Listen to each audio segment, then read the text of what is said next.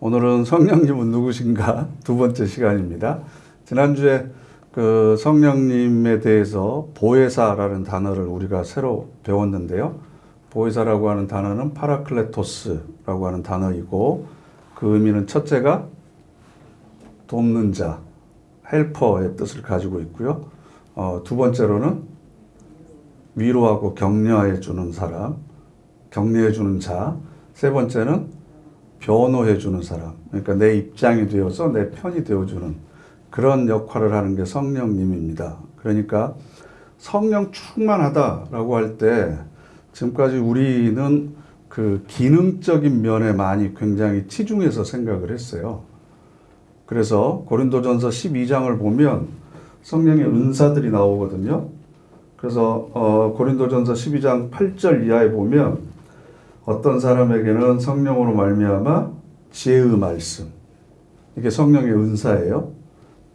여기서 지혜라고 하는 건 하늘나라의 지혜를 전파하는, 말씀을 전하는 것, 이것도 은사다. 두 번째로는 지식의 말씀, 세 번째로는 믿음, 네 번째로는 병 고치는 은사, 다섯 번째 능력 행함, 여섯 번째는 예언, 일곱 번째 영들 분별하는 거, 아홉 번째는 방언을 말하는 거, 그리고 몇 번째죠? 아홉 번째가 방언을 통역하는 거. 그래서 성령의 은사 9가지가 쭉 나오는데, 한국교회는 특히 방언의 은사나 방언을 통역하는 거나 신유의 은사나 여기에다가만 집중해서 이런 기능적인 것을 잘하면 그 사람이 성령 충만한 사람이다 라고 생각을 했지, 그 앞에 지식의 말씀이나 지혜의 말씀, 이것에 관해서는 별로 관심도 안 가졌어요. 그런데 고린도전서 12장 마지막 절에 뭐라고 나오냐 그러면, 너희는 더욱 큰 은사를 사모하라. 내가 또한 가장 좋은 길을 너희에게 보이리라.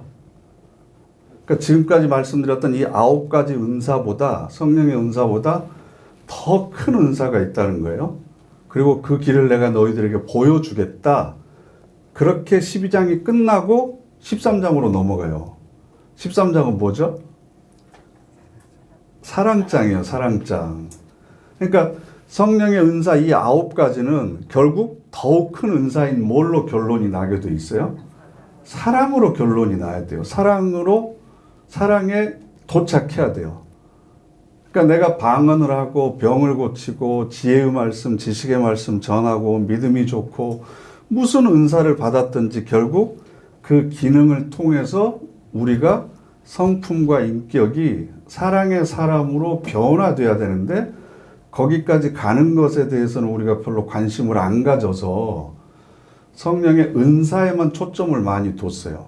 그러다 보니까 할 줄 아냐 못하느냐를 가지고 성령 충만하냐 안 충만하냐 이걸 우리가 나름대로 판단을 해서 키재기를 시켰다고요. 그러다 보니까 성령의 은사를 못 받은 사람들은 은근히 주눅 들고 열등감이 생겨서, 나는 방언 못하는데 지금까지 10년 다녀도 20년 다녀도 나는 환상을 못 봤는데, 이러면서 자꾸 기능적인 쪽에다 초점을 맞췄다고요. 그런데 예수님께서 우리들에게 보내주시는 보혜사 성령은 그 사람의 삶을 통해서 어려운 사람이 있으면 도와주고 위로해주고 격려해주고 그 사람의 편이 되어주는 사람, 이게 성령 충만한 사람이에요. 그러니까 신앙의 기능적인 것보다도 삶을 통해서 그 사람의 인격과 성품이 변화되는 것이 바로 성령 충만이다. 이 부분은 우리가 좀 많이 놓치고 있었습니다. 그래서 성경에서 나오는 그 성령님에 대한 설명을 쭉 했고요. 오늘은 성령께서 우리와 함께 하시면 우리 마음에 혹은 우리들의 삶에 어떤 변화가 구체적으로 일어나는지 하나씩 성경 말씀을 통해서 살펴보려고 합니다. 첫 번째는 사무엘상 16장 13절인데요. 함께 읽어보실까요? 사무엘이 기름 뿔병을 가져다가 그의 형제 중에서 그에게 부었더니 이날 이후로 다윗이 여호와의 영에게 크게 감동되느니라. 아멘. 감동이라고 하는 단어가 사실은 우리가 생각하는 단어와 성경의 단어가 약간 차이가 있는 게요. 감동 그러면 우리는 감정이 동했다. 감정이 움직였다. 그래서 나를 웃게 하거나 나를 울게 하거나 슬프게 하거나 그러면 감동받았다라고 이야기를 해요. 그래서 우리가 영화나 드라마를 보고도 감동받으면 노래를 듣고도 감동을 받으면 눈물이 나오잖아요. 그죠? 내 사연을 마치 이야기하는 것 같아서. 그런데 영화나 드라마를 보고 감동을 받은 것은 마음만 움직인 거지 행동이 변화된 건 아니잖아요. 그죠? 그런데 여기서 말하는 감동, 찰나흐라고 하는 단어는요, 앞으로 나아가다, 발전하다, 번영하다, 뛰어나다, 이런 뜻이에요. 그러니까 성령께서 우리의 마음을 감동시켰다고 하는 건 그저 마음의 자극만 주셨다는 뜻이 아니라 직접 실천할 수 있도록, 변화를 시도해 볼 수 있도록, 새로운 것에 도전하거나 모험할 수 있도록 우리들의 마음과 의지를 함께 움직였다라는 뜻이에요. 그러니까 여러분들이 설교를 듣고도 목사님 말씀이 너무 좋았어요. 제가 감동받았어요. 은혜 받았어요. 라고 이야기를 하는데 그 은혜 받은 건 감동이죠. 마음의 자극을 받은 거죠. 그렇다고 해서 여러분들의 삶이 바뀌면 성령의 감동을 받은 거지만 마음의 감동만 받으면 그냥 설교 듣고 감동한 거예요. 이해가 되시죠? 성령께서는 우리들의 행동을 바꾸어 주신다. 우리들의 삶을 변화시켜 주시는 그런 감동을 이야기합니다. 두 번째로는 말씀입니다. 말씀. 마태복음 10장 19절과 20절 함께 읽겠습니다. 너희를 넘겨줄 때 말할까 염려하지 말라.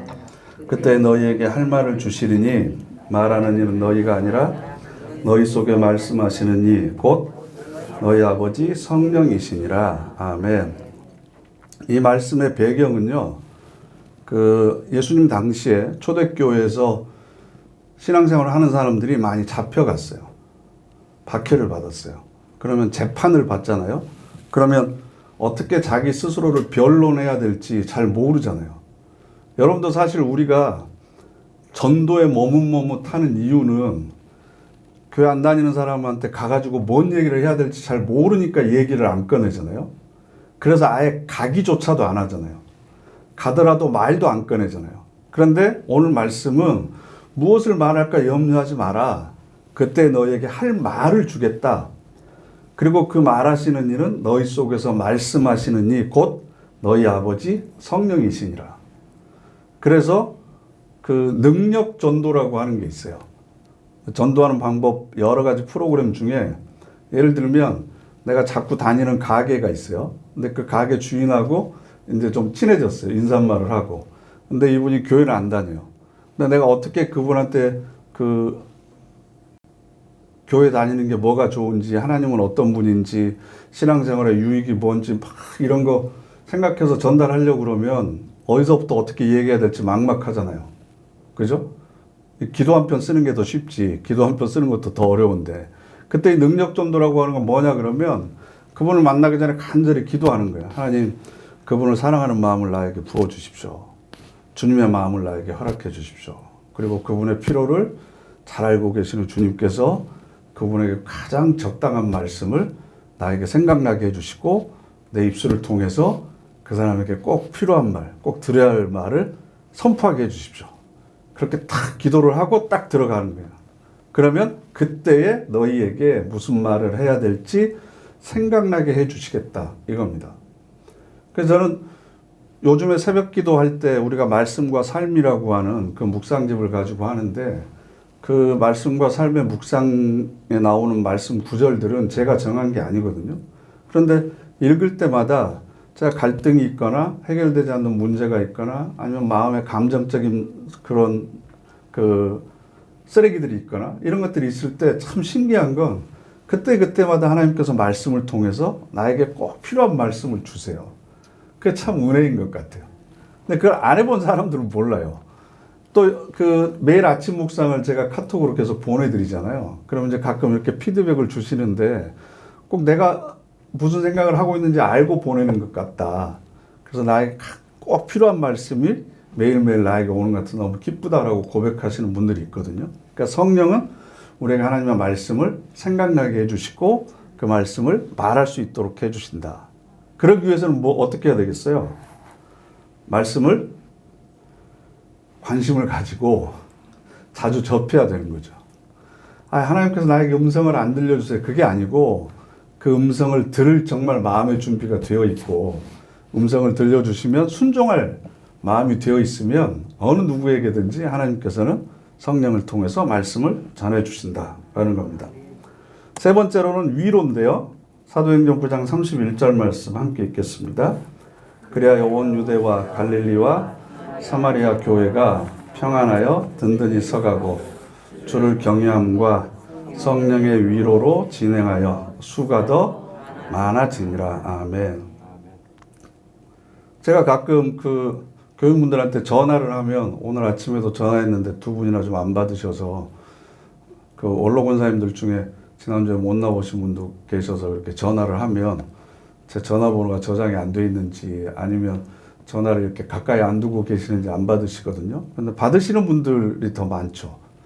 이렇게 그 무슨 일이 있으셨는지 아니면 전화로라도 기도를 해주면 굉장히 좋아하세요. 그죠? 여러분도 그러겠죠? 그러니까 그러기 위해서 빠지거나 문제가 생기면 안 되고요.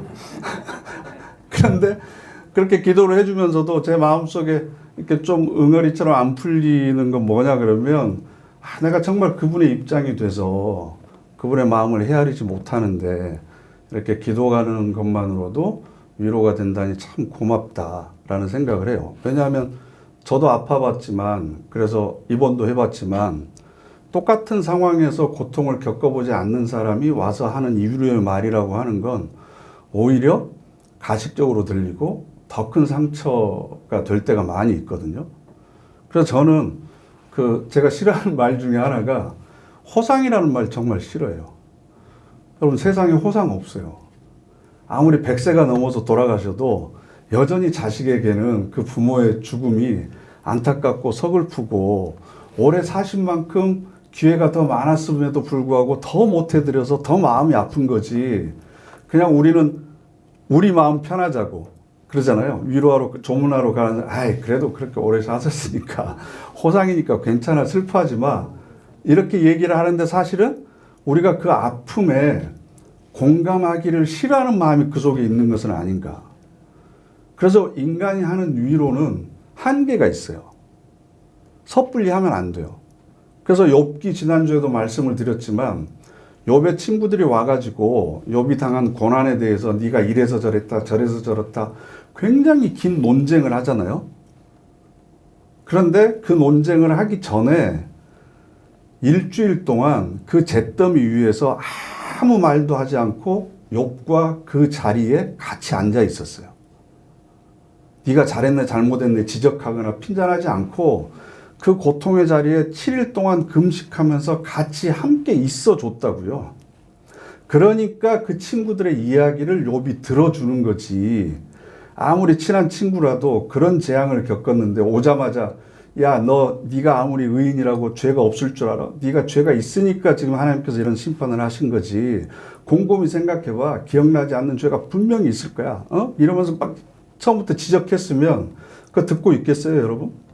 안 듣고 있죠. 그러니까 충분히 공감하는 게 필요하다. 그리고 그렇게 아무리 공감하려고 하더라도 내가 현재 그 사람의 자리에 있지 않는 한 100%의 공감은 있을 수 없다. 그러니까 우리가 하는 위로는 한계가 있을 수밖에 없는데 성령의 위로, 성령께서 위로해 주신다는 거죠. 주님의 영이 인간의 모든 질고를 먼저 겪어보셨기 때문에 또 하나님의 영이신 거룩한 영은 하나님께서 우리를 만드셨기 때문에 우리의 성정을 너무나 잘 알고 계셔서 각 사람에게 맞는 위로를 주신다. 그래서 그 위로가 우리를 새롭게 한다. 그래서 믿는 사람의 숫자가 더 많이 더하여졌다. 그래서 성령의 위로가 넘쳐나는 그런 교회가 되기를 바랍니다. 우리끼리 서로 위로할 수는 있지만 말로 하는 위로는 죄송하지만 부작용이 좀 더 많은 것 같아요. 그러니까 말로 하기보다는 함께 있어주고 함께 있어주고 기도해 주는 것. 이게 우리가 할 수 있는 가장 큰 위로고, 더 큰 위로는 성령의 위로하심이 필요하다라는 겁니다. 그 다음으로는 사랑입니다. 사랑. 함께 읽겠습니다. 소망이 우리를 부끄럽게 하지 아니함은 우리에게 주신 성령으로 말미암아 하나님의 사랑이 우리 마음에 부은 바 됨이니. 아멘. 사랑이 우리 마음에 부은 바 됐다. 무엇을 통해서요? 성령으로 말미암아.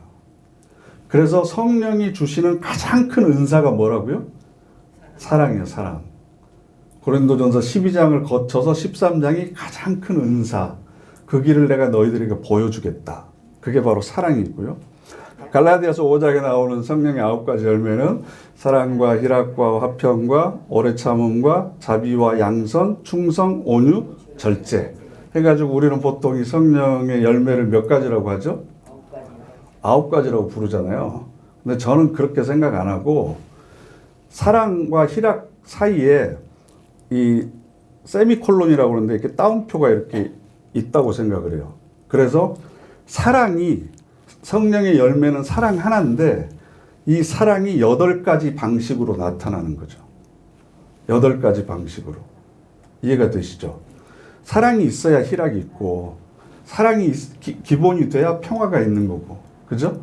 사랑이 있어야 오래 참을 수 있는 거지. 오기로 오래 참을 수는 없잖아요. 자비나 양선도 물질적인 걸 베푸느냐 아니면 마음을 베푸느냐 차이인데 그것도 사랑이 있어야 돼요. 충성도 사랑이 있어야지, 사랑이 없는 충성은 힘에 의한 굴종이 될 수밖에 없죠. 온유도 마찬가지고 절제도 사랑이 있어야만 절제할 수 있어요. 그러니까 성령의 가장 열매는 결국 사랑이다. 사랑. 그 사랑이 8가지의 방식으로 때와 장소와 사람과 사건에 따라서 다양하게 나타난다. 그러니까 결국 하나님의 사랑이 성령으로 말미암아 우리의 마음에 부은 바 되었다. 그래서 마음속에 잘 못 참겠거든. 자비의 마음이 안 들고, 그죠? 온유하지 않고 내 감정이나 기분이 절제가 되지 않고 그러면 성령의 역사가 좀 이렇게 떨어져 가고 있구나. 내가 지금 은혜가 좀 떨어져 있구나. 그래서 그걸 하나님으로부터 공급받으려고 그래야지 다른 사람들한테 네가 그래서 그래 뭐 이렇게 얘기를 하다 보면 서로 피곤할 수밖에 없는 거죠. 하나님의 사랑이 성령으로 말미암아 우리 마음에 부은 바 됐다. 사랑할 수 있는 마음도 성령께서 우리에게 주신다라는 겁니다. 그 다음 로마서 15장 13절 함께 읽겠습니다. 모든 기쁨과 평강을 믿음 안에서 너희에게 충만하게 하사 성령의 능력으로 소망이 넘치게 하시기를 원하노라. 아멘. 소망과 희망이 달라요. 그래서 성경에는, 우리 개역 성경에는 희망이라고 하는 단어가 없습니다. 희망은 내가 바라는 거예요. 내가 원하는 거죠. 그런데 소망은, 우리의 기독교인들의 소망은 뭐겠어요? 죽어서 하나님 나라에 가는 거겠어요? 예수 그리스도가 우리의 소망이 되세요. 예수 그리스도가 우리 소망의 근거가 되시는 거죠. 그래서 디모데전서 1장 1절 말씀 함께 읽겠습니다. 우리 구주 하나님과 우리의 소망이신 그리스도 예수의 명령을 따라 그리스도 예수의 사도된 바울은. 아멘. 우리의 소망이 그리스도다라고 하는 얘기는 예수님의 초상화를 그려놓고 붙여놓고 맨날 아침 저녁으로 봐야 되는 그런 의미가 아니고, 예수 그리스도의 삶처럼 나도 그런 삶을 살아가겠다는 염원과 소원이 거기 담겨져 있는 거예요.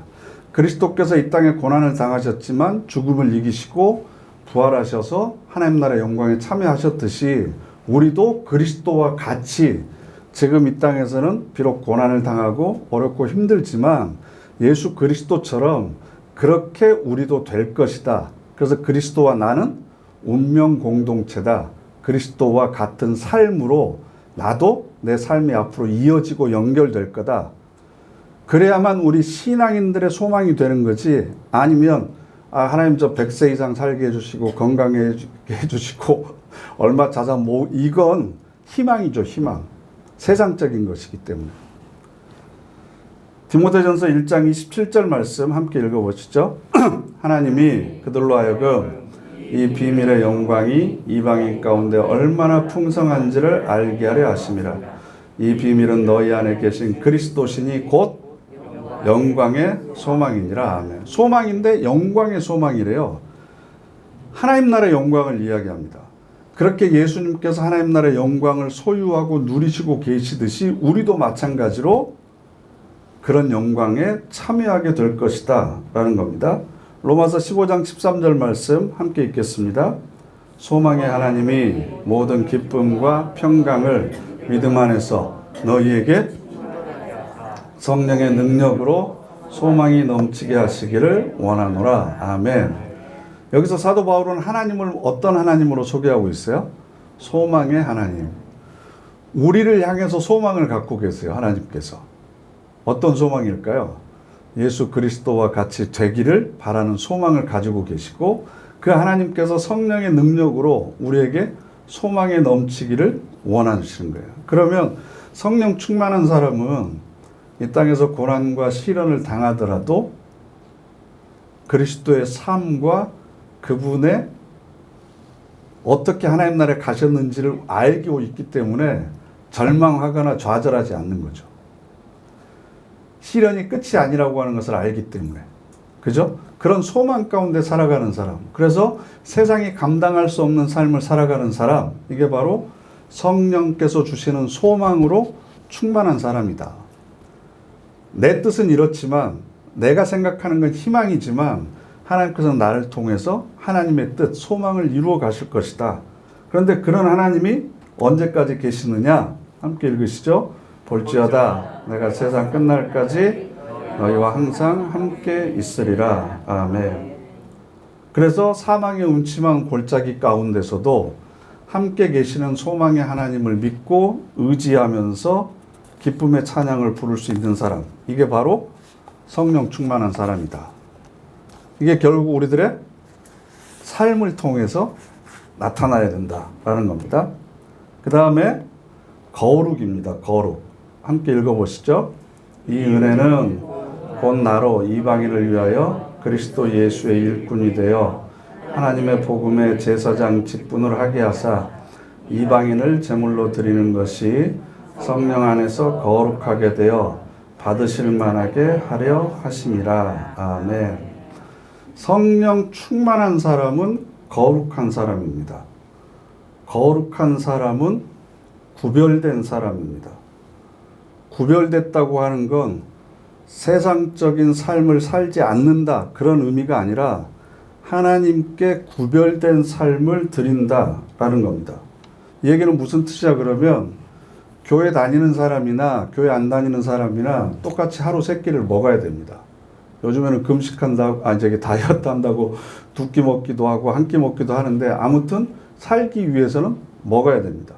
그런데 우리는 구별되었기 때문에 먹는 것도 내 탐식을 채우기 위해서나 아니면 내 욕구를 충족시키기 위해서 먹는 게 아니라 먹든지 마시든지 무엇을 하든지 하나님의 영광을 위해서 하라고 그랬잖아요. 그러면 똑같이 먹는 거지만 이게 구별되는 거예요.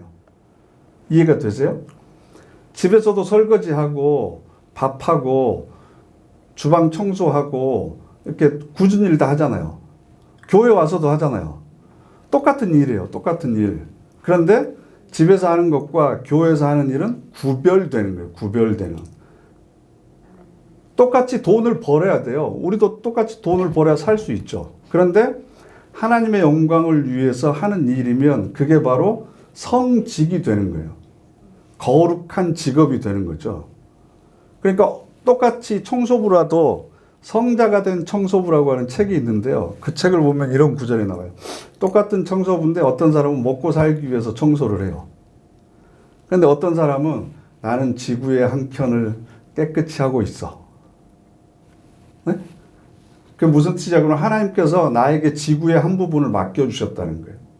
그럼 내가 그걸 청소하는 것은 지금도 만물을 새롭게 하시는 하나님의 사역에 내가 동참하고 있는 거예요. 똑같이 쓰레기를 줍는데 어떤 사람은 이걸 주워서 얼마에 팔까? 그래서 내가 얼마를 받을까 생각하면서 하는 것하고 똑같이 쓰레기를 줍는데 하나님께서 지으신 이 피조 세계, 이 창조 세계를 내가 지금도 깨끗이 하고 있다. 하나님께서 내 손을 통해서 다른 만물들에게 생명을 허락하신다. 라고 생각을 하면 이게 성직이 되는 거죠. 이게 거룩하게 구별되는 거예요. 그러니까 사도 바울은 예수님의 제자였던 12사도는 유대인들을 위해서 복음을 전하는 사도로 하나님께서 세워주셨다면 나는 이방인들을 위한 사도로 거룩하게 구별해서 이방인들이 하나님 앞에 드려지는 제물이 되도록 나에게 이 직분을 맡기셨다라고 하는 이 고백을 한 거죠.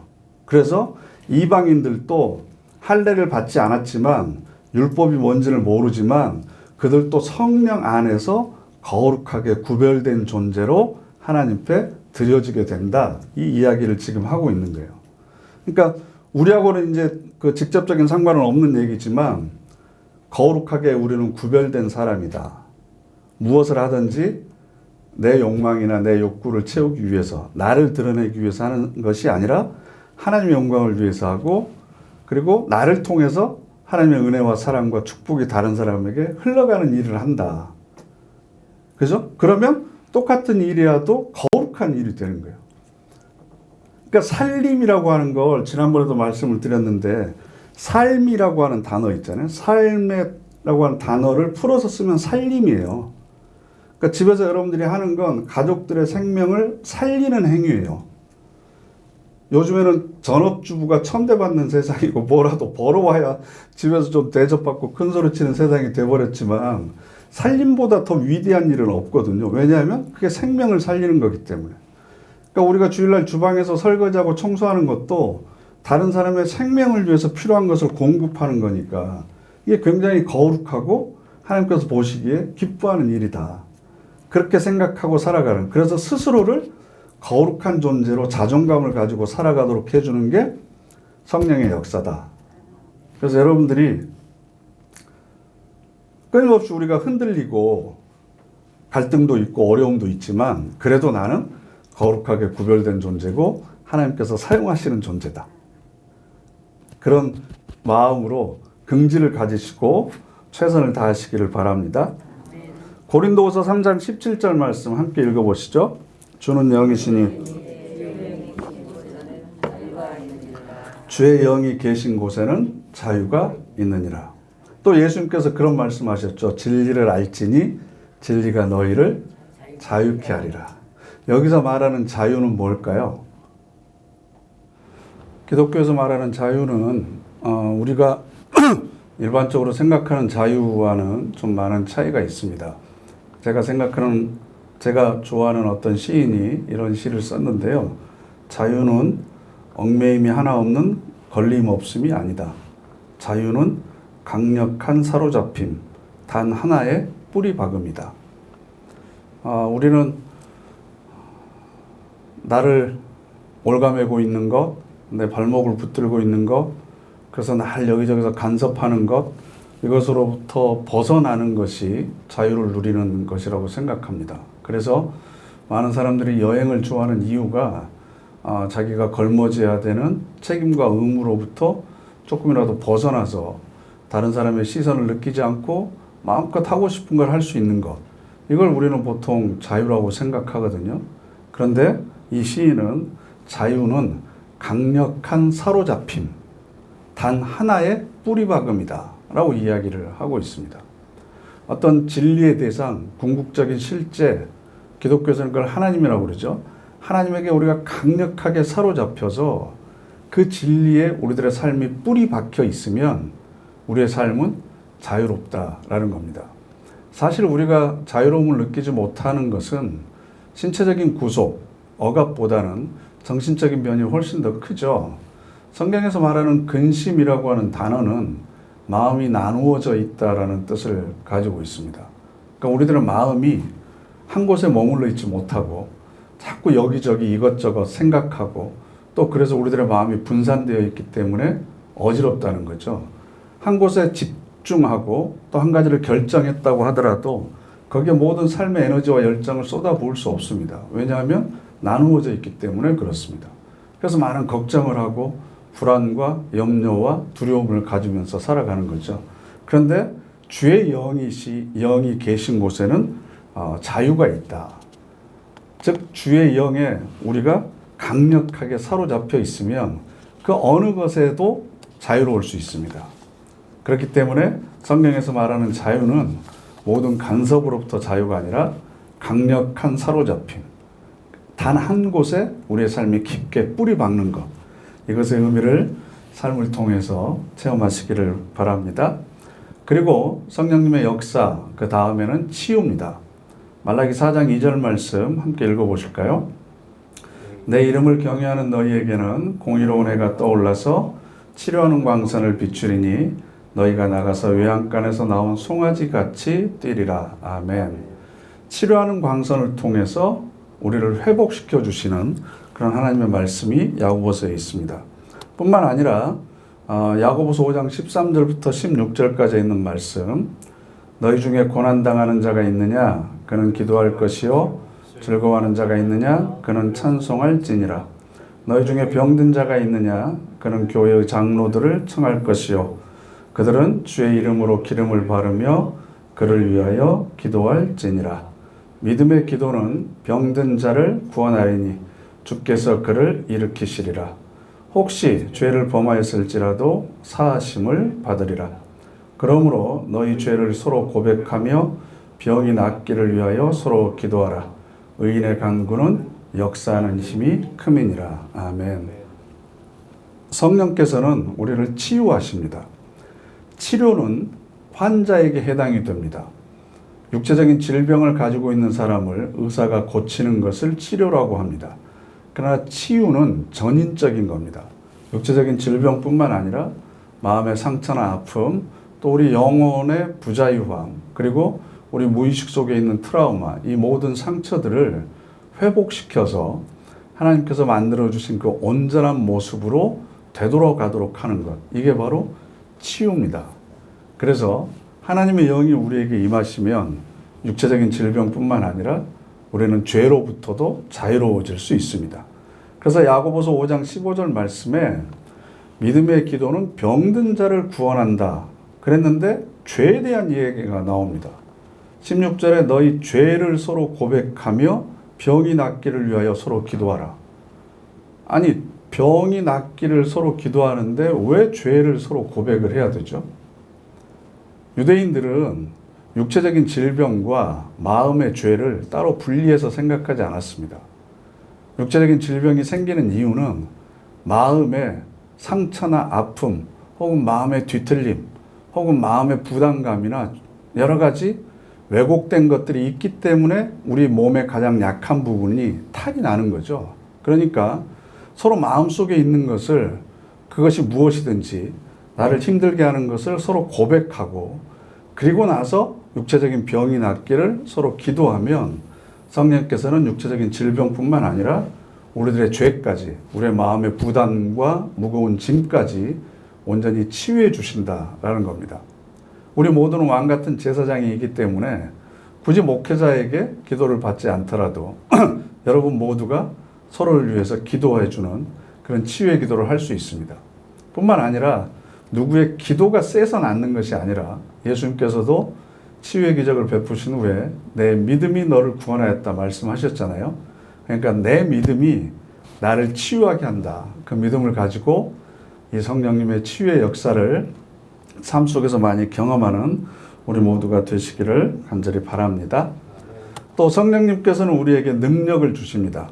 사사기서 14장 6절 말씀을 보면 여호와의 영이 삼손에게 강하게 임하니 그가 손에 아무것도 없이 그 사자를 염소 새끼를 찢는 것 같이 찢었으나, 삼손이 얼마나 힘이 셌던지 사자를 찢어버렸다. 그런데 여호와의 영이 그에게 임했기 때문에 이건 가능했다. 뿐만 아니라 사사기 15장 14절 말씀을 보면 삼손이 레히의 이름에 블레셋 사람들이 그에게로 마주 나가며 소리 지를 때 여호와의 영, 성령이 삼손에게 갑자기 임하심에 그의 팔 위의 밧줄이 불탄 삼과 같이 그의 결박되었던 손에서 떨어진지라. 성령은, 하나님의 영은 능력이 있습니다. 그래서 홍해를 가르시고 또 바위를 쳐서 물을 내시고 또 처녀의 몸에서 예수 그리스도를 잉태하게 하십니다. 성경에 나오는 수없이 많은 기적들, 그것은 하나님의 영에 붙들린 사람들이 일으킨 기적들입니다. 그러나 그것은 인간의 욕망을 채우기 위한 것이 아니라 하나님의 역사를 드러내기 위한 하나의 수단입니다. 능력을 통해서 나타나는 기적은 기적 자체가 목적이 아니라 우리를 향하신 하나님의 뜻을 드러내는 도구입니다. 그러니까 성령이 능력을 행한다, 이런 말을 다른 말로 바꿔보면 성령께서는 능력을 통해서 하나님의 뜻을 우리에게 알려주신다라는 의미가 되겠죠. 그래서 성령, 거룩한 영을 간절히 사모하는 사람들에게 필요에 따라 우리에게 은혜를 베풀어 주시는 분입니다. 그런데 사도행전을 보면 재미있는 내용이 있습니다. 두 사도가 이방인들에게 안수를 했는데 성령을 받는 거예요. 그런데 시몬이라고 하는 마술사가 있었습니다. 이 사람은 하나님에 대해서는 알고 있었는데 그리스도와 성령에 관해서는 몰랐어요. 그런데 안수하러 하니까 성령을 받는 것을 보고 이 권능을 나한테도 줘라. 이 능력을 줘라. 그러면서 내가 안수하는 사람도 성령 받게 해달라. 그럼 내가 대가를 치르겠다. 그랬더니 베드로가 하나님의 선물을 돈 주고 살 줄로 생각하였으니 내 은과 내가 함께 망할지어다. 하나님 앞에서 내 마음이 바르지 못하니 이 도에는 내가 관계도 없고 분깃될 것도 없느니라.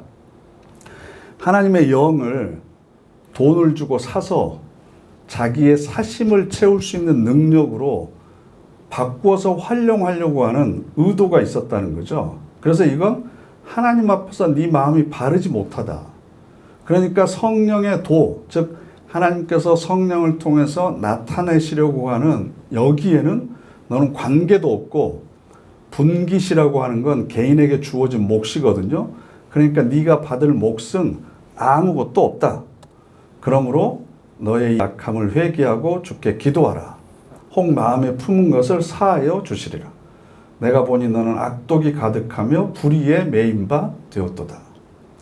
여러분, 성령은요, 영어로 하면 홀리 스피릿입니다. 거룩한 영입니다. 뿐만 아니라 정결하고 깨끗한 영입니다. 그 성령이 우리 안에 거하시려면 우리 마음이 먼저 깨끗해져야 됩니다. 그런데 악함이 있으면, 바르지 못한 사적인 욕심이 내 안에 있으면 성령께서 내 안에 들어오실 수가 없고 충만할 수가 없는 겁니다. 성령의 능력은 돈으로 살 수 없습니다. 또 내가 누구에게 줄 수 있는 것도 아닙니다. 하나님께서 주권적으로 역사하셔서 사모하는 모든 사람들에게 주시는 영입니다. 그 성령의 능력이 우리 삶 속에 넘치시기를 바랍니다. 그리고 성령께서는 우리들에게 열매를 허락하십니다.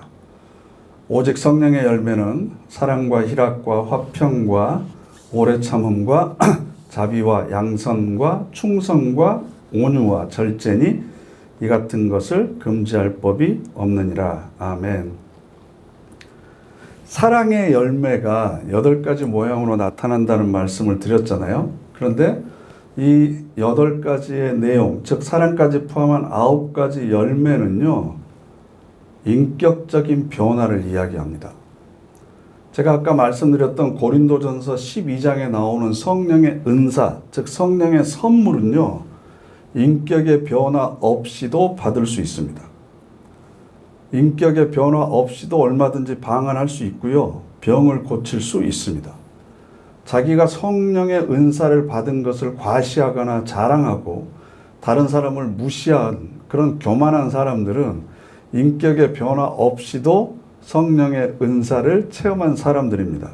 그러나 성령의 열매는 인격적인 변화가 있어야 됩니다. 이 9가지의 내용들은 우리들의 성품과 인격에 관한 내용들입니다. 어떻게 하면 우리들의 인격이 바뀔 수 있는가?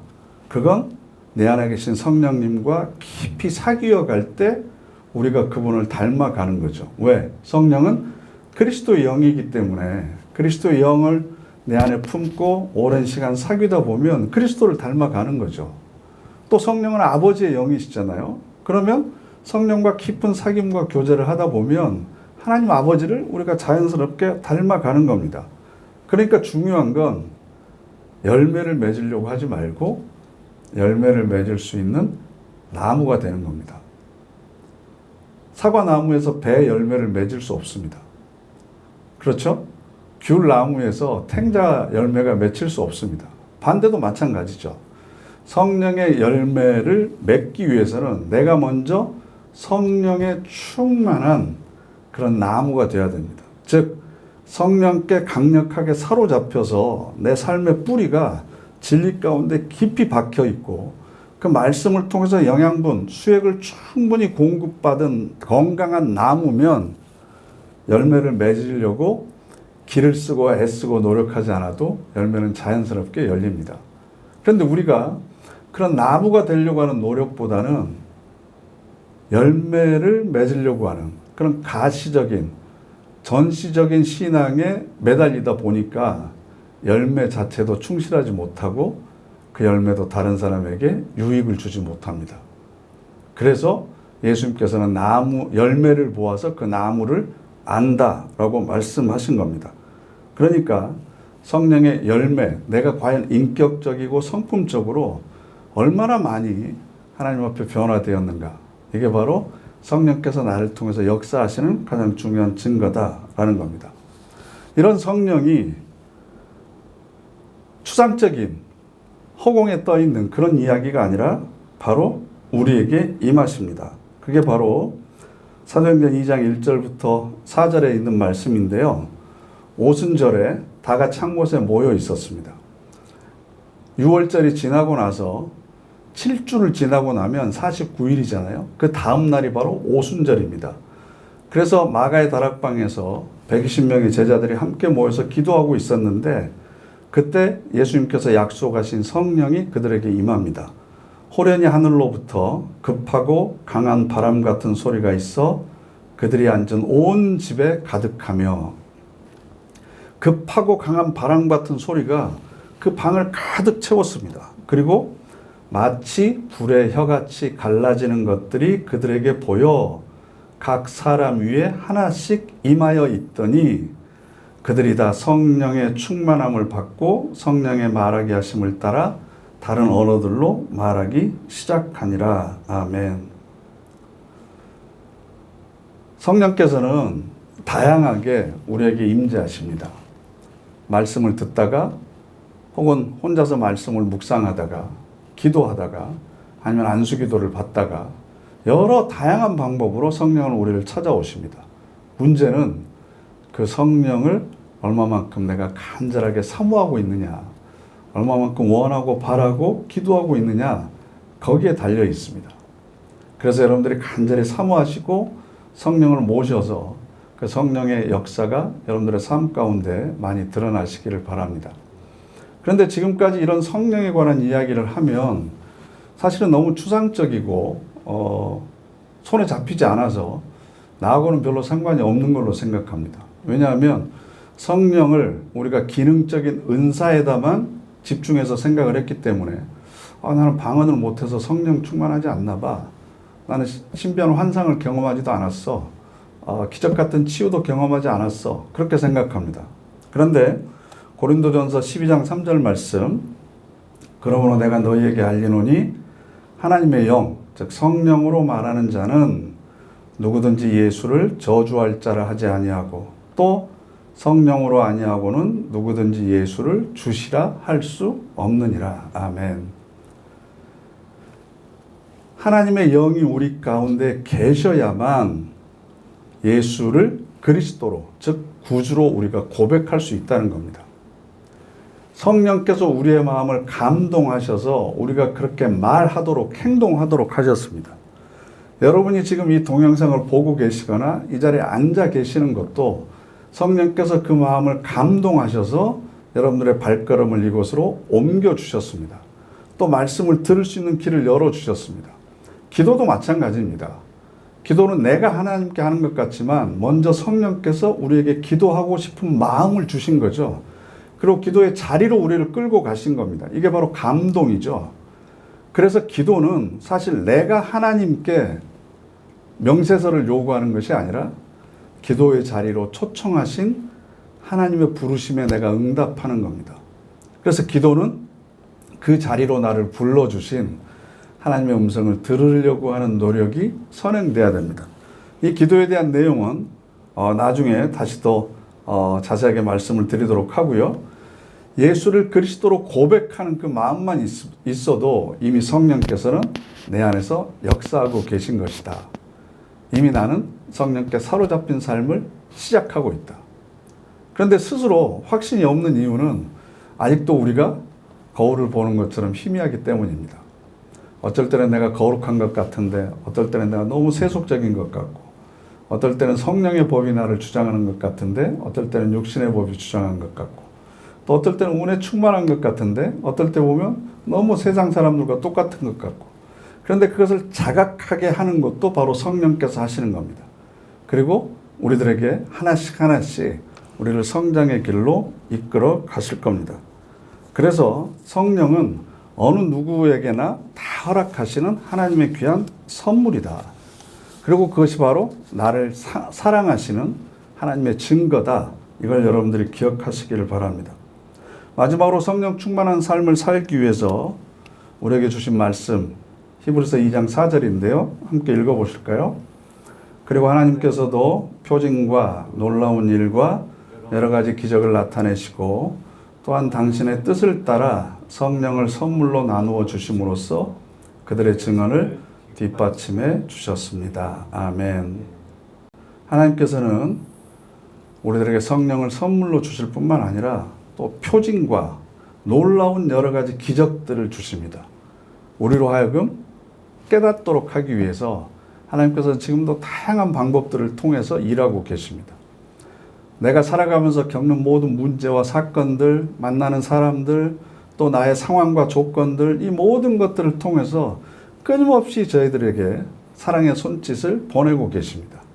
그리고 그 손짓을 보고 혹은 그 사건 속에 감추어진 하나님의 음성을 듣고 우리가 반응하기를 원하고 계시고 함께 교제하고 사귀기를 원하고 계십니다. 그래서 우리 신앙인들이 가장 바라야 되는 것은 단지 일주일에 몇 시간만 교회당 안에서 종교적인 행위를 하는 그런 종교인이 아니라 일상적인 모든 삶 가운데서 하나님의 은혜를 경험하는 겁니다. 성령님의 인도하심을 체험하는 겁니다. 그래서 성령 충만한 가운데 성령의 열매를 맺어서 여러분 나무가 자기 자신을 위해서 열매 맺는 거 보셨어요? 아니잖아요. 그러니까 우리도 성령의 열매를 맺어서 다른 사람들에게 충만한 삶을 살아가도록 은혜의 통로, 축복의 통로로 살아가는 것. 이게 성령 충만한 사람의 꿈이자 소망이 될 겁니다. 그래서 여러분들도 이런 삶을 꿈꾸시고 성령과 동행하시기를 간절히 바랍니다. 기도하겠습니다. 거룩한 영으로 늘 저희들과 동행하시는 하나님, 그 거룩한 성령을 모시고 살아가도록 저희들의 마음을 정결케 하시고 깨끗게 하여 주시옵소서. 무엇보다도 간절히 사모하는 마음을 허락하여 주셔서 성령의 음성에 민감하게 반응하게 하시고 또 성령께서 우리들에게 베풀어 주시는 다양한 역사를 삶을 통해서 체험하며 진정한 자유를 누리는 하나님의 자녀가 되게 하옵소서. 성령의 열매가 우리들의 삶에 충만히 열리는 복된 삶을 통해 하나님께 영광 돌려드리는 우리 모두가 되기를 소원하오며 예수 그리스도의 이름으로 기도드립니다. 아멘.